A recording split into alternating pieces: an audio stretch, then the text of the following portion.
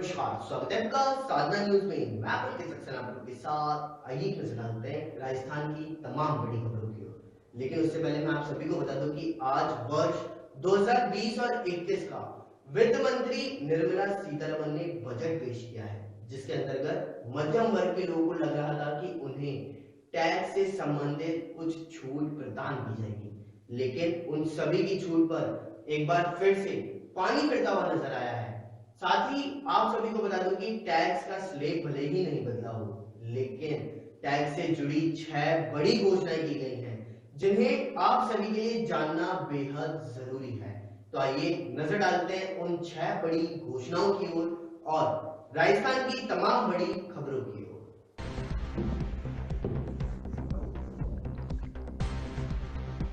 वित्त मंत्री निर्मला सीतारमण ने आज वित्त वर्ष 2021-22 के लिए बजट पेश किया है। इस बार के बजट से मध्यम वर्ग के नौकरी पेशा लोगों को काफी उम्मीदें थी। ये लोग आयकर में राहत मिलने की आस भी लगा करके बैठे हुए थे, लेकिन वित्त मंत्री ने उन्हें निराश किया है।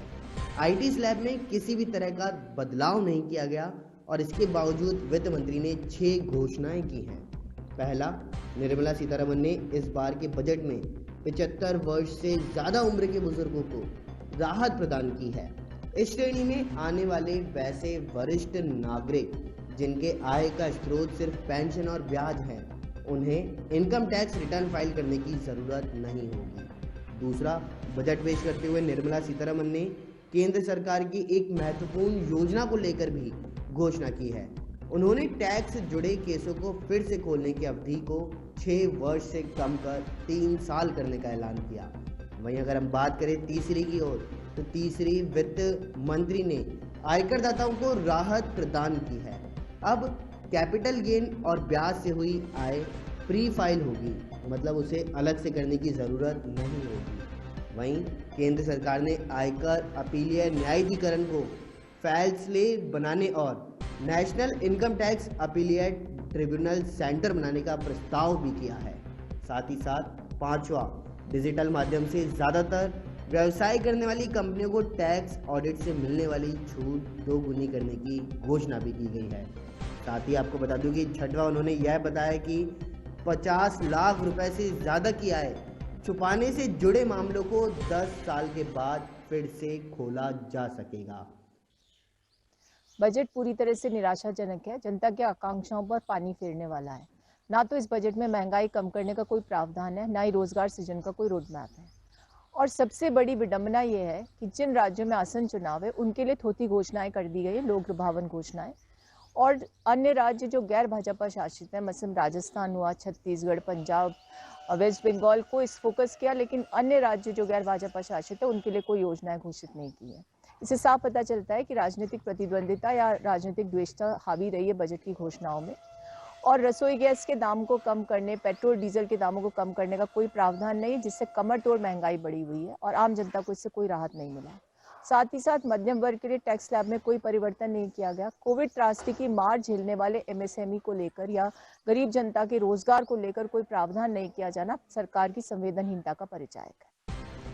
किसान आंदोलन को लेकर के राजस्थान और हरियाणा के किसानों की ओर से जयपुर दिल्ली हाईवे पर अलवर जिले के शाहजहांपुर बॉर्डर पर डाले गए पड़ाव को खाली करने को लेकर आज फिर महापंचायत शुरू हो गई है।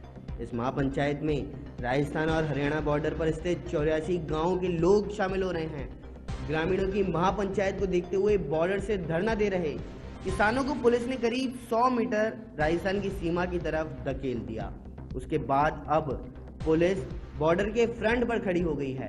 ग्रामीणों के विरोध के चलते हुए पुलिस ने खुद मोर्चा संभाल लिया है। यहाँ स्थानीय ग्रामीणों और किसानों में टकराव की आशंका भी बढ़ाई गई है।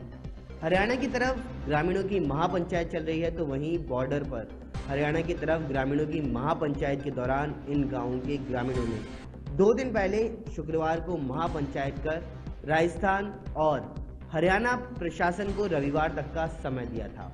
उस महापंचायत में ग्रामीणों ने तय किया था कि राजस्थान और हरियाणा प्रशासन हाईवे पर बैठे किसानों का धरना समाप्त करवाकर हाईवे खाली करवा दे, अन्यथा रविवार को वे बॉर्डर पर बैठे किसानों को हटा देंगे।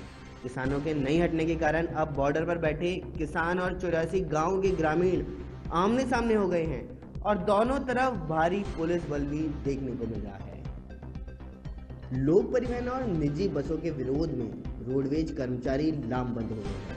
अनूपगढ़ में लोक परिवहन और रोडवेज कर्मियों के बीच हुई झड़प के बाद 28 जनवरी से ही अनूपगढ़ डिपो में रोडवेज बसों का संचालन नहीं हो रहा। अब इस मामले में लामबंद हुए रोडवेज कर्मचारी 3 दिन बाद 4 फरवरी को पूरे प्रदेश में 1 घंटे के लिए रोडवेज के पहिए थामेंगे। इसकी तैयारियां भी शुरू कर दी गई है।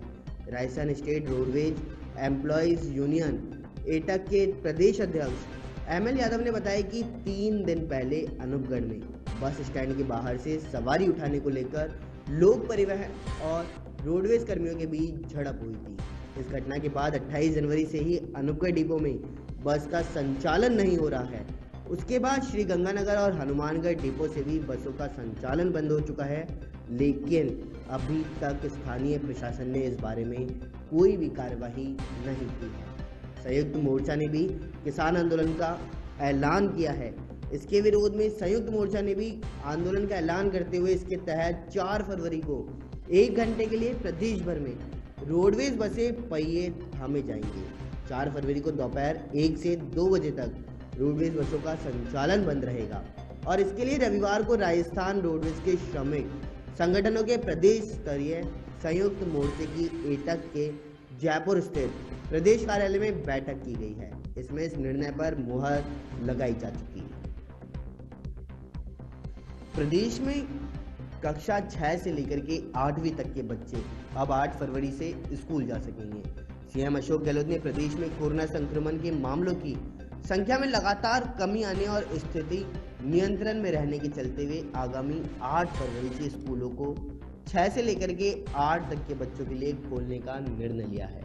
कॉलेजों को स्नातक प्रथम द्वितीय वर्ष और स्नातकोत्तर कक्षाओं के विद्यार्थियों के लिए भी हेल्थ प्रोटोकॉल की पूर्ण पालना की शर्तों के साथ खोलने का निर्णय किया गया और इसके साथ ही सभी सिनेमा हॉल, थिएटर और स्विमिंग पूल आदि भी 8 फरवरी से खुल सकेंगे।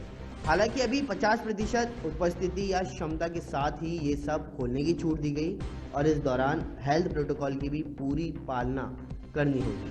वहीं सामाजिक एवं अन्य आयोजनों में 200 लोगों तक उपस्थिति की छूट भी रहेगी। नगरीय निकायों के नतीजों में कांग्रेस बीजेपी फिर भारी पड़ गई है। आप सभी को बता दूं, कुल 3035 वार्डों में से बीजेपी के खाते में सिर्फ 1140 ही वार्ड आए हैं, जबकि कांग्रेस ने 1197 वार्डों में जीत हासिल की है। इन चुनावों में निर्दलीयों ने कांग्रेस के बजाय बीजेपी को जबरदस्त नुकसान भी पहुंचाया, तो वहीं निर्दलीय 634 वार्डों में जीत हासिल की है। चुनावों में बीजेपी के कई गढ़ ढह गए हैं, लेकिन उसने आगमौर, किशनगढ़ नगर परिषद जैसे बड़े नगर निकायों में शानदार जीत भी हासिल की है। निकाय चुनाव में पिछली बीजेपी के प्रदेशाध्यक्ष सतीश पूनिया कह रहे हैं कि पार्टी आत्मचिंतन करेगी कि आखिर कमी कहां रह गई। राजस्थान में रविवार को 67 और पक्षियों की मौत हो जाने से राज्य में पिछले 1 महीने में अब तक कुल 7254 पक्षियों की संदिग्ध मौत हो चुकी है। वहीं राज्य के 17 जिले बर्ड फ्लू संक्रमण से प्रभावित भी हैं। पशुपालन विभाग के अनुसार बात करें तो 27 जिलों के 272 नमूनों में से 67 नमूनों की जांच में संक्रमण पाया गया है। विभाग की रिपोर्ट के अनुसार रविवार को 27 कौवे, 9 मोर, 4 कबूतरों और 27 अन्य पक्षियों की मौत हुई है। बर्ड फ्लू का प्रकोप सामने आने के बाद राज्य में 25 दिसंबर से अब तक 7254 पक्षियों की मौत हो चुकी है। इनमें 5003 कौवे, 436 मोर, 687 कबूतर और 1128 अन्य पक्षी भी शामिल हैं। पशुपालन विभाग की रिपोर्ट के मुताबिक राजस्थान में शुक्रवार को 115 पक्षियों की मौत की गई है। विभाग की रिपोर्ट के मुताबिक शुक्रवार को 13 कौवे, 2 मोर, 53 कबूतर और 6 अन्य पक्षियों की मौत हो चुकी है।